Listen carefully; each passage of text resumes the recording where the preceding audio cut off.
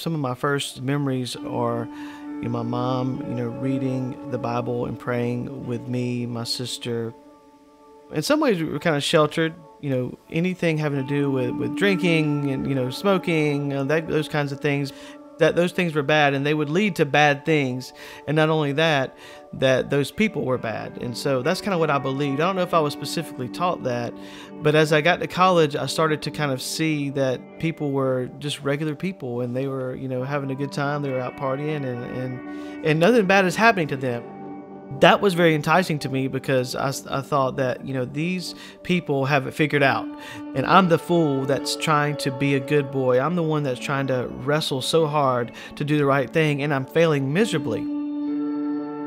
There was kind of this back to school party that I was going to, and so I decided if I go to this party and have a terrible time, then I know that my heart has changed and I want to walk with God. But if I go to this party and I really enjoy myself, then I'm going to go to the way of the world.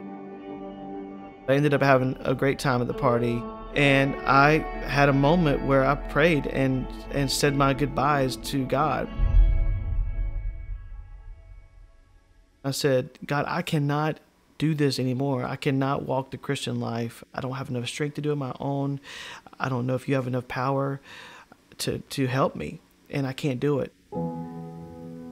I walked in darkness for the next 5 years, but there wasn't anything there. There was just more alcohol at the end of alcohol. And the relationships that I pursued would be broken. Eventually got into drugs, and it just kind of kept snowballing. In my mind, I don't think I was dissatisfied with it, but I think maybe my soul was. I had failed out of school at the time. I had became pretty much a drunk. I wasn't setting up a good scenario for myself for long term. And I think that's kind of where I was brought to a place where I was sort of ripe for God to start working in my life. I was actually playing in a rock band my cousin had started. One night we were playing at this party, and there were some guys there that knew my cousin from church, like back in the day.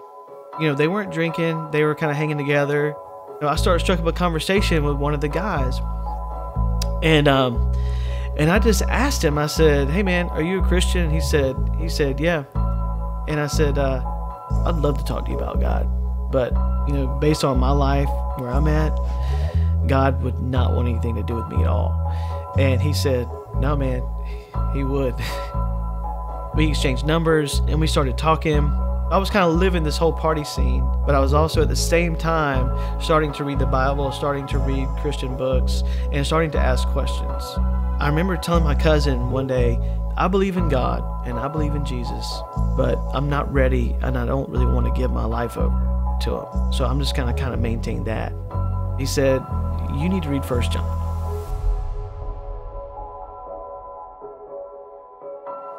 I read 1 John that says, essentially, if we say we have fellowship with God, we say we believe in God, yet we walk in darkness, we're a liar, the truth is not in us. And man, that just really hit me, because I realized that I couldn't sit there and say that I believed in God. I couldn't say that I believed in Jesus, yet my life didn't match that. For the first time I realized, man, I kind of was brought to a place of decision again, in my life, like at that time. I was calling my sister, and all along I was telling her, I said, I know what I need to do, but I don't have it in me to do it. I'll never forget this. She said, ask God for a desire to change your heart. I was on my face in my room. I said, God, I don't have anything to offer you, but I'm broken and I'm yours. And that started a new journey in my life.